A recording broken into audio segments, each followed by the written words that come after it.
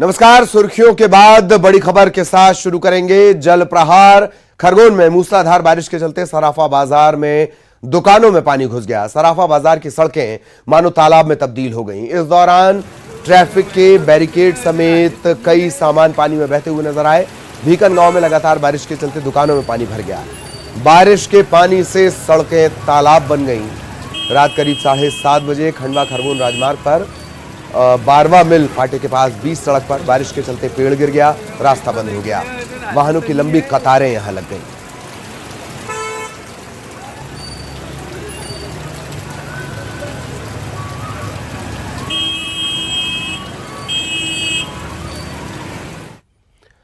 इधर छिंदवाड़ा में एक युवक की जल्दबाजी जानलेवा साबित हुई। रपटा पार करते वक्त यह युवक बह गया। ज्यादा पानी होने के बावजूद यह रपटा पार कर रहा था। रपटा यानी छोटा पुल। किनारे पर पहुंचने के पहले ही इसका पैर फिसल गया और यह पानी के तेज बहाव में बह गया। इसकी तलाश की जा रही है। अब तक कामयाबी नहीं मिली है। पिपला नारायणवार के पास की यह घटना है।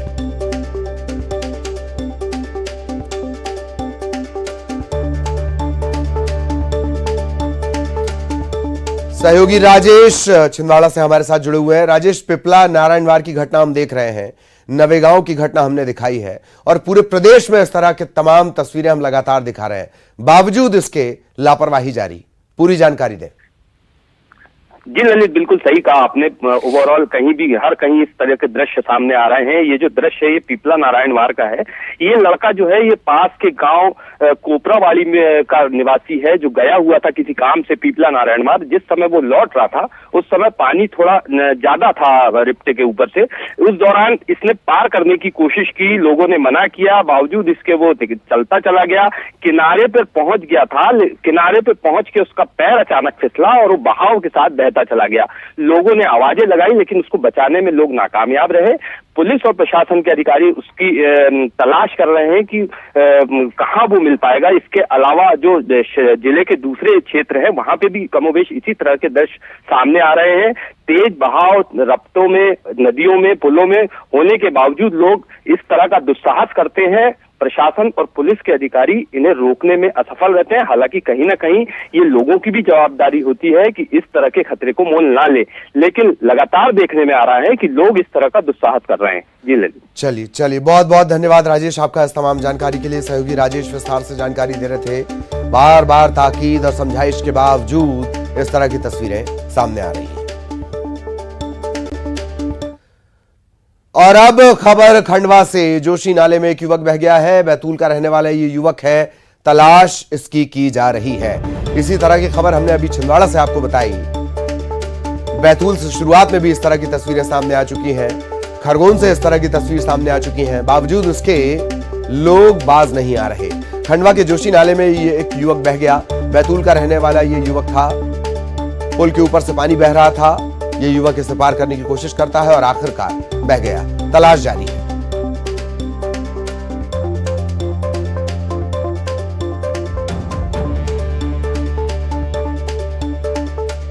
तो खंडवा से बड़ी खबर। खंडवा के जोशी नाले में एक युवक बह गया है और बैतूल का रहने वाला ये युवक। पुल पर पानी, रपटे पर पानी, तेज गति से पानी बह रहा था। ये युवक इसे पार करने की कोशिश करता है, आखिरी किनारे तक भी पहुंच जाता है, लेकिन आखिरकार ये भी बह गया। दोनों घटनाएं देख लीजिए, छिंदवाड़ा की देख लीजिए और खंडवा की। किनारे पर पहुंचकर कुदरत ने अपना झटका दिया है। सहयोगी हरेंद्रनाथ हमारे साथ खंडवा से जुड़े हुए हैं। हरेंद्रनाथ, इस युवक का कुछ पता चल पाया? जी ललित, दर्शकों को बताना चाहूंगा कि बड़ा दुखद हादसा है ये। अभी तक युवक का कुछ भी पता नहीं चल पाया है। दो युवक खंडवा आए थे दादाजी धूनी वाले के दर्शन करने के लिए। खुशी खुशी दर्शन करके लौट रहे थे, लेकिन इस हादसे का शिकार हो गए। जो दूसरा साथी हेमंत है उसे तो बचा लिया गया, लेकिन टोनी राठौर आप देख सकते हैं तस्वीरों में किस तरह से बहाव का शिकार हो गया। लोग पीछे से मना कर रहे हैं, लेकिन फिर भी तेज बहाव में वो क्रॉस करने की कोशिश कर रहा था। और आखिरी सीमा, खंडवा की जो आखिरी सीमा है उसके बाद बैतूल लग जाता है। शायद उसे बैतूल पहुंचना नहीं लिखा होगा। फिर भी युवक की तलाश अभी जारी है। संभवतः अब युवक का जो कहा जा रहा है कि भाई जो लोग तलाश कर रहे हैं कि सभी बाहर आ सकता है। फिर भी टीम लगी हुई है, छानबीन कर रही है। चलिए, बहुत बहुत धन्यवाद हरेंद्रनाथ इस तमाम जानकारी के लिए। सहयोगी हरेंद्रनाथ जानकारी दे रहे थे। और अब हरदा से बड़ी खबर, बारिश में फंसे लोगों का रेस्क्यू किया गया है। थोड़ी सी राहत कुदरत ने यहां जरूर दी है कि बारिश बंद हुई है, नदियों का जलस्तर तेजी से कम हो रहा है। 150 से ज्यादा लोगों का रेस्क्यू किया गया। बंजारा कॉलोनी, बंगाली कॉलोनी, जत्रा पड़ाव, इन इलाके में जो लोग फंसे हुए थे, मोटर बोट के जरिए इन्हें निकाला गया है। मोटर बोट के जरिए निकालकर सुरक्षित स्थान पर पहुंचाया गया है। निचले इलाकों में जलभराव कम हो रहा है। बारिश थमी है, लिहाजा अजनाल नदी का पानी कम हुआ है। 20 घंटे बाद आखिरकार हरदा खंडवा स्टेट हाईवे भी शुरू हो सका है।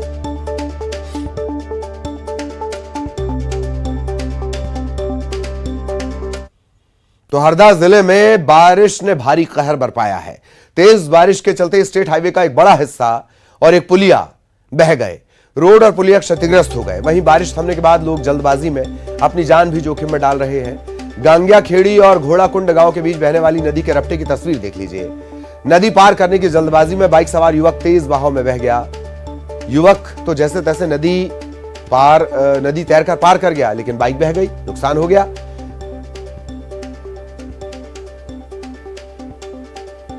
तस्वीरों में हम ये भी आपको दिखा रहे हैं कि खंडवा हरदा स्टेट हाईवे की क्या स्थिति है, यह भी तस्वीरों में नजर आ रहा है।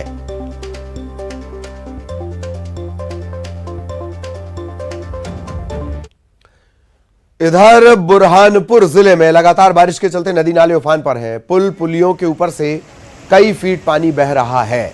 इस बीच तस्वीर एक और देख लीजिए। बुरहानपुर के आदिवासी बाहुल्य धूलकोट की तस्वीर हम आपको दिखा रहे हैं। जान को दांव पर लगाकर ट्रक चालक और एक आदमी पुल के ऊपर से तेज बहाव को पार करते हैं। ये एक और तस्वीर, ट्रक पार हुआ, ट्रक के बाद ये एक और व्यक्ति पुलिया को पार करने की कोशिश करता हुआ। एक तरफ ये गलती, प्रशासन की भी गलती, पुल के दोनों तरफ कोई बोर्ड नजर नहीं आया।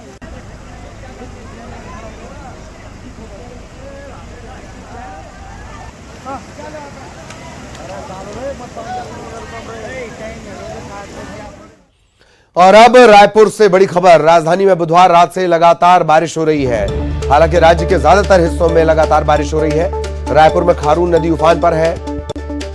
बस्तर संभाग में पानी ही पानी नजर आ रहा है। लगातार हो रही बारिश के चलते जनजीवन बुरी तरह प्रभावित हुआ है। मौसम विभाग ने फिर नया अलर्ट जारी किया है। प्रदेश के कई जिलों में गरज चमक के साथ बारिश हो सकती है। राजधानी रायपुर समेत प्रदेश के कई हिस्सों में कल से लगातार रुक रुक करके बारिश हो रही है और बारिश के बाद रायपुर से बहने वाली खारून नदी किस तरह से अपने पूरे शबाब पर है, इसकी तस्वीरें हम आपको दिखा रहे हैं कि खारून जो है पूरी तरह से उफान पर आपको दिखाई देगी और एक तरह से राजधानी की जीवनदायिनी ये नदी कही जाती है। और आप देखिए कि किस तरह से जो जल स्तर है खारून का वो बढ़ गया है और अभी आप देखेंगे तो ये खतरे के निशान से एक तरह से ऊपर ही बह रही है और राजधानी रायपुर से होकर के ये नदी जो है वो बाकी जिलों तक के जाती है।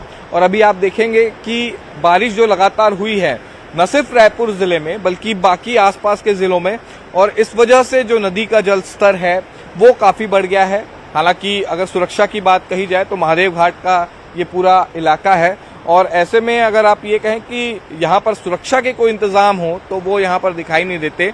लगातार यहाँ पर लोगों के आने का सिलसिला भी जो है वो चलता रहता है और क्योंकि अभी फिलहाल सावन का महीना चल रहा है इसलिए इस नदी के आसपास जो है वो लोगों का जमावड़ा रहेगा, क्योंकि एक तरह से पर्यटन स्थल भी है राजधानी का, लेकिन उस तरह की कोई सुरक्षा के इंतजाम जो है वो यहाँ पर दिखाई नहीं देते। लेकिन जब आप देखेंगे कि रायपुर की जो नदी है वो एक तरह से यहाँ पर आसपास न सिर्फ रायपुर से बल्कि आसपास के लोग भी पहुंचते हैं और अभी आप देखिए कि जो पुल जो दुर्ग और रायपुर को जोड़ती है ये पुल भी बिल्कुल सट करके यहाँ से पानी जो है वो जा रहा है। तो आप अंदाजा लगा लीजिए कि कितनी बारिश हुई है बाकी प्रदेश के जो अन्य जिले हैं वहां पर, राजधानी रायपुर में भी। और अभी आप ये भी देखिए कि इस नज़ारे को देखने के लिए भी जो लोग हैं वो भी। तो लगातार बारिश के चलते हर जगह इस तरह की स्थितियां बन रही हैं। अब धमतरी से बड़ी खबर आपको बता दें, 80% गंगरेल बांध भर चुका है। बांध में 15,000 क्यूसेक पानी इकट्ठा हो चुका है। अगर दुधावा, सोंढूर और माडम सिल्ली की बात करें, ये तीनों बांध हैं, ये भी लबालब हो चुके हैं। 4 दिन से लगातार बारिश है और अब इन बांधों में पानी भर चुका है।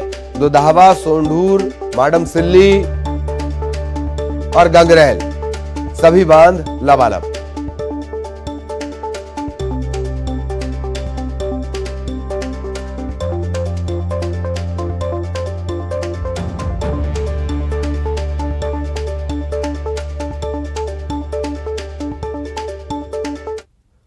और आपको हमारे सहयोगी नजर आ रहे होंगे। प्रवीण हमारे साथ हरदा से जुड़े हुए हैं, देवव्रत रायपुर यानी छत्तीसगढ़ के अपडेट के साथ जुड़े हुए हैं। देवव्रत, पहले आपके पास मैं आना चाहूंगा। और एक आशंका थी कि कई जो जिले हैं वो सूखे की श्रेणी में आ सकते हैं। अब उस आशंका से इतरिए कि अगर और बारिश हुई तो स्थितियां चिंताजनक हो जाएंगी। देवव्रत। जी बिल्कुल, और खासकर जो बस्तर संभाग है वहाँ पर स्थितियाँ अभी चिंताजनक है, क्योंकि लगातार जो नदी नाले हैं वो उफान पर चल रहे हैं। पिछले कल रात से राजधानी रायपुर समेत प्रदेश के कई हिस्सों में लगातार बारिश हो रही है और इस वजह से राजधानी रायपुर का भी ये हाल है कि यहाँ की भी जो जीवनदायिनी है वो उसका भी जल स्तर लगातार यहाँ पर बढ़ गया है। और कल ही हम जब यहाँ पर पहुँचे थे तो काफ़ी कम पानी था, लेकिन आज जो जल स्तर यहाँ पर दिखाई दे रहा है वो एक तरह से काफ़ी बढ़ गया है। और ऐसे में जो इंतज़ाम है वो ज़िला प्रशासन को करना चाहिए, नगर निगम को करना चाहिए, क्योंकि बड़ी बात यहाँ पर यही हो जाती है कि जब कभी बारिश होती है तेज़ तो ऐन मौके पर व्यवस्था जो है वो की जाती है और ज़रूरी ये हो जाता है कि पूरी टीम जो है वो मुस्तैद रहे। और बस्तर में ये स्थिति तो देखने को मिल ही रही है।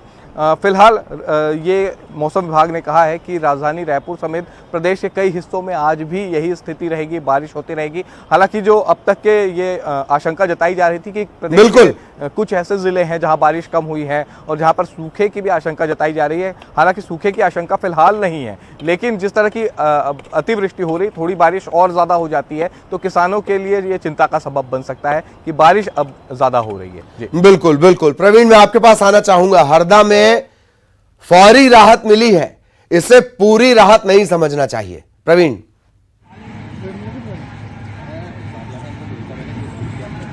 जी ललित, बिल्कुल आपने सही कहा।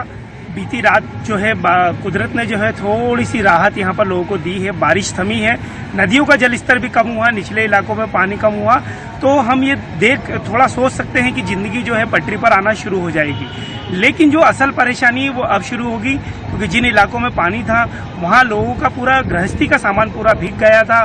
किसान लगभग 50,000 हेक्टेयर में अभी तक हरदा जिले में बोनी नहीं हो पाई है। किसान महंगा बीज लेकर इंतजार कर रहा है कि बारिश रुक जाए, खेत सूख जाए तो वो बोनी कर दे। तो बिल्कुल ये सही है कि राहत अभी पूरी तरीके से मिली नहीं है, क्योंकि मौसम विभाग ने अभी भी हरदा जिले के लिए अलर्ट जारी किया है। जिला प्रशासन लगातार जो है राहत शिविरों में जो है लोगों को पहुंचा रहा है, वहां पर उनके खाने पीने की व्यवस्था कर रहा है। मध्य प्रदेश के कृषि मंत्री जो हरदा जिले के विधायक भी हैं, कमल पटेल, उन्होंने भी जिला प्रशासन को जो है कल रात निर्देश दिए और जो प्रभावित परिवार है उनको जो है उनके नुकसान के सर्वे कराकर और उनके नुकसान की भरपाई के निर्देश भी दिए हैं। लेकिन अभी जो ललित, मैं आपको दिखाना चाहूंगा कुछ तस्वीर कि यहाँ पर जहाँ पर कल 10 फीट पानी था, अभी आप देख सकते हैं तस्वीर में जो पुल दिख रहा है, ये अजनाल नदी का पुल है। पुल के नीचे पानी बह रहा है। हरदा खंडवा स्टेट हाईवे यहाँ पर खुल चुका है। ग्रामीण इलाकों के जो कई जो यहाँ पर ऐसे मार्ग थे जो बंद थे जी। वो भी पूरी तरीके से खुल चुके हैं अब। लेकिन जो असल जो राहत पहुंचाने, बिल्कुल बिल्कुल बिल्कुल, बहुत बहुत बहुत बहुत शुक्रिया आप दोनों का। देवव्रत हालांकि हमारे साथ लगातार बने हुए हैं, आगे भी हम देवव्रत से चर्चा करेंगे। अगली खबर त्रिस्तरीय पंचायत चुनाव से जुड़ी। आज नतीजे आएंगे, आज और कल 2 दिन ये नतीजे घोषित होते रहेंगे। 875 जिला पंचायत सदस्य निर्वाचित होने हैं। 6,771 जनपद पंचायत सदस्यों का चुनाव, 22,000 से ज्यादा सरपंच, 3 लाख से ज्यादा पंच पद के लिए चुनाव हुए थे और अब नतीजों के सिलसिले शुरू हो जाएंगे।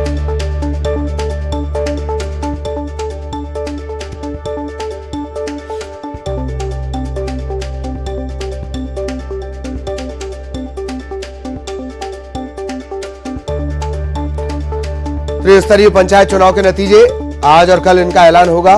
2 दिन में नतीजे घोषित होंगे और गांव की सरकार कौन कहां बन रही है, कौन कहां बना रहा है, ये साफ हो जाएगा। पार्टी सिंबल पर भले ही ये चुनाव ना होते हों, पर पार्टी का गहरा दखल इन चुनाव में इस बार नजर आया है। त्रिस्तरीय पंचायत चुनाव के नतीजे आज और कल घोषित किए जाएंगे। ये नतीजे बैलेट पेपर से मतदान होने के चलते एक अनुमान तमाम जो प्रत्याशी हैं, दावेदार उम्मीदवार मैदान में थे, उन्हें एक अनुमान है कि कौन जीत रहा है, कौन हार रहा है। इसी वजह से दोनों राजनीतिक दल अपने अपने दावे कर रहे हैं। जिला पंचायत के त्रिस्तरीय पंचायत चुनाव के नतीजे आज से आने शुरू हो जाएंगे। कांग्रेस कमोबेश बेहतर स्थिति में होने के दावे कर रही है, बीजेपी के अपने दावे हैं। पंच, सरपंच, जिला पंचायत सदस्य, जनपद पंचायत सदस्य, इन पदों के लिए ये चुनाव हुए थे और आज और कल में नतीजे घोषित होने हैं। 875 जिला पंचायत सदस्य, 6771 जनपद पंचायत सदस्य, 22,924 सरपंच, 3,63,535 पंच इन चुनाव के जरिए चुने गए हैं।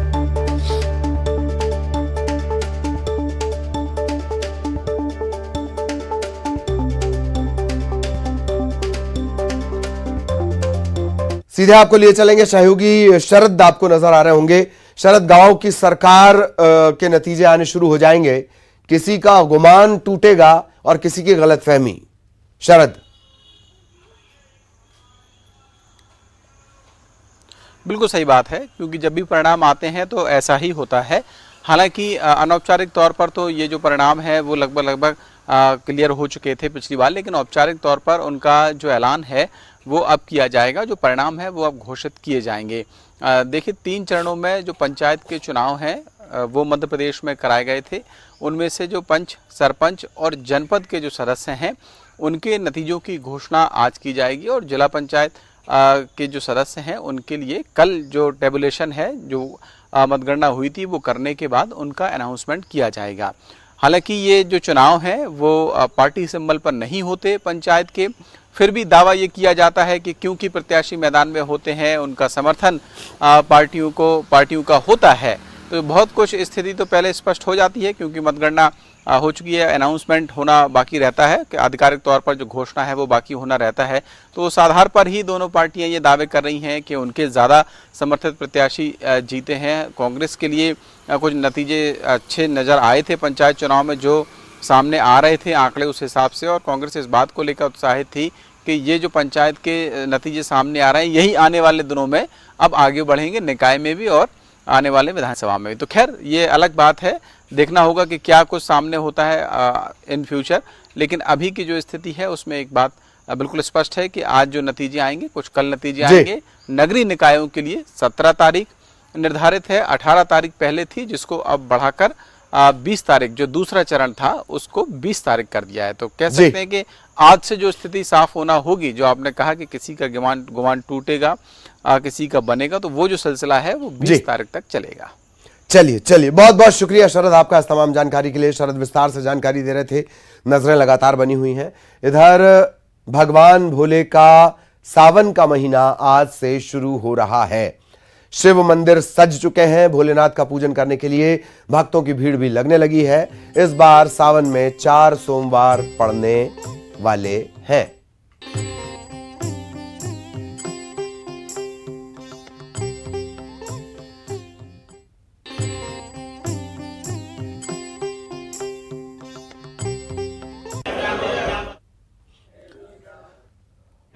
तो अलग अलग तस्वीरें भी आप मंदिरों की अलग अलग तस्वीरें भी हम अपने दर्शकों को दिखा रहे हैं, किस तरीके से मंदिर में भक्तों की भारी भीड़ है। ये उज्जैन की एक तस्वीर आप देख लीजिए, एक तरफ अद्भुत पशुपतिनाथ मंदिर की तस्वीर है, अष्टमुखी प्रतिमा, हर मुख का भाव अलग, ये पूरी दुनिया में अद्वितीय है। और उज्जैन की तस्वीरें आप देख रहे हैं, बाबा महाकाल, कालों के काल बाबा महाकाल, 12 ज्योतिर्लिंग में से एक, भस्म आरती की तस्वीरें, और दोनों ही जगह पर भक्तों की भारी भीड़ उमड़ रही है।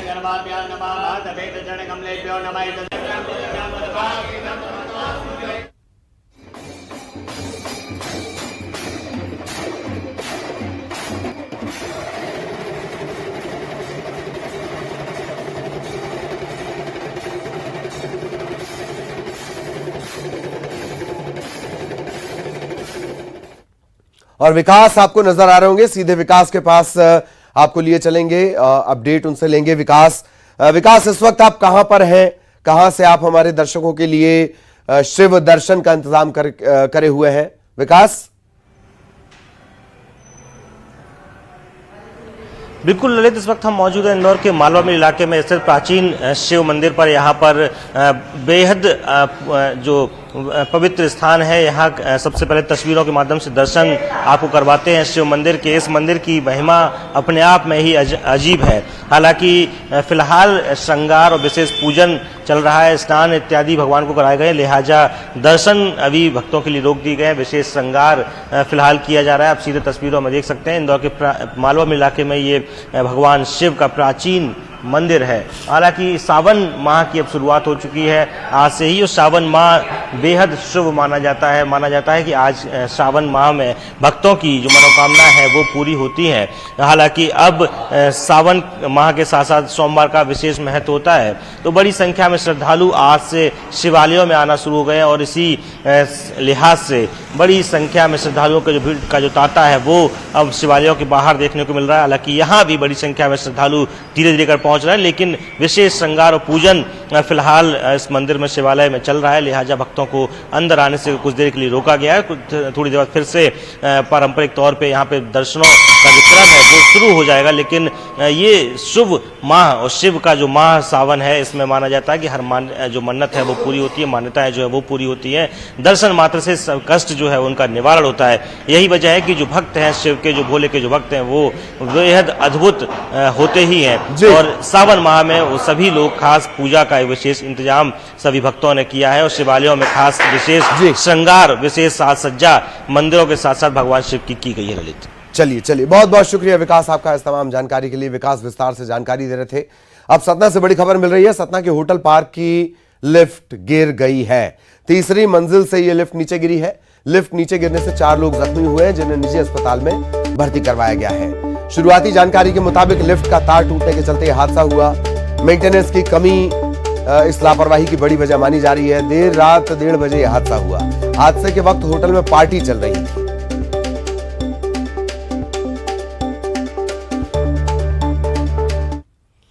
छत्तीसगढ़ के उन शासकीय कर्मचारी अधिकारियों को उस वक्त राज्य सरकार ने बड़ा तोहफा दिया जब मुख्यमंत्री भूपेश बघेल ने 9 मार्च को नवीन अंशदायी पेंशन योजना के स्थान पर 1 नवंबर 2004 से पुरानी पेंशन योजना बहाल करने का ऐलान किया। रिपोर्ट देखिए। 9 मार्च 2022 को मुख्यमंत्री भूपेश बघेल ने विधानसभा में पुरानी पेंशन बहाली का ऐलान कर कर्मचारी अधिकारियों को बड़ा तोहफा दिया, जिसका प्रकाशन राजपत्र में 11 मई 2022 को किया गया। राज्य सरकार की ओर से जारी नई अधिसूचना के मुताबिक नवीन अंशदायी पेंशन योजना के अंतर्गत शासकीय सेवकों के वेतन से की जा रही 10% की मासिक अंशदान कटौती 1 अप्रैल 2022 से समाप्त कर दी गई।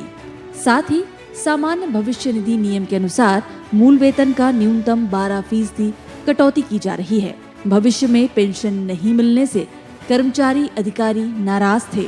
छत्तीसगढ़ की भूपेश बघेल सरकार ने शासकीय कर्मियों की उस तकलीफ को समझा। पुरानी पेंशन को लेकर मुख्यमंत्री भूपेश बघेल की दूरगामी सोच का ही परिणाम है कि रिटायर मृत हुए कर्मचारियों के प्रकरणों में भी पुरानी पेंशन योजना अनुरूप पात्र शासकीय सेवक परिवारों को लाभ देने का ऐलान किया है।